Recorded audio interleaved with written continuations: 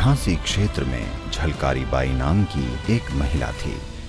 उनका जन्म 1830 में एक दलित परिवार में हुआ था। उन दिनों उन्हें स्कूल जाने की अनुमति नहीं थी। इसके बजाय उनके पिता ने उन्हें घुड़सवारी और हथियार चलाने का प्रशिक्षण दिया। स्थानीय कथाएं बताती हैं कि उन्होंने एक बार एक बाघ को मार गिराया था जो गांव के लोगों पर हमला कर रहा था। उनकी शादी झांसी की सेना के एक सैनिक से हुई थी और तभी रानी लक्ष्मीबाई का ध्यान उन पर गया कि झलकारी बाई एक बहुत बहादुर महिला है।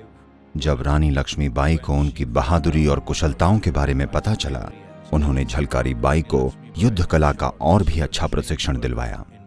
झांसी में अंग्रेजों के साथ युद्ध के दौरान राजा की मृत्यु के बाद ऐसा कहा जाता है कि झलकारी बाई ने ही रानी लक्ष्मीबाई को नन्हे राजकुमार की सुरक्षा के लिए उनको लेकर वहां से निकल जाने को कहा।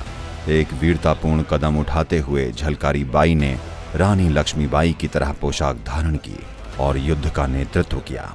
तब तक रानी नवजात राजकुमार को लेकर वहां से निकल गईं। लोग कहते हैं कि वो एक शेरनी की तरह लड़ी।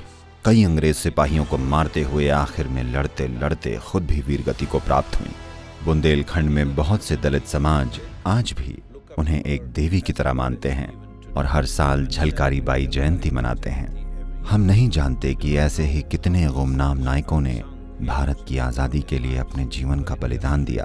अब जब हम भारत की स्वतंत्रता की 75वीं वर्षगांठ मना रहे हैं, तो ये मेरी कोशिश है कि जितना संभव हो सके उतना ऐसे भूले बिसरे शहीदों की कहानियां सामने लाऊं। झलकारी बाई कोई रानी नहीं थी, न ही राज परिवार में पैदा हुई।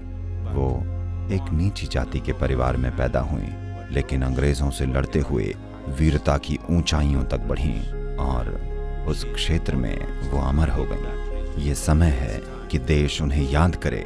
यही वो समय है कि देश युद्ध में उनके वीरतापूर्ण कार्य, उनके साहस और उनकी कुशलताओं का जश्न मनाए। उनके इस परम बलिदान की वजह से ही रानी लक्ष्मीबाई जीवित रहीं और आगे की लड़ाई लड़ सकें। हम भारत की इस महान महिला को नमन करते हैं। नमस्कार।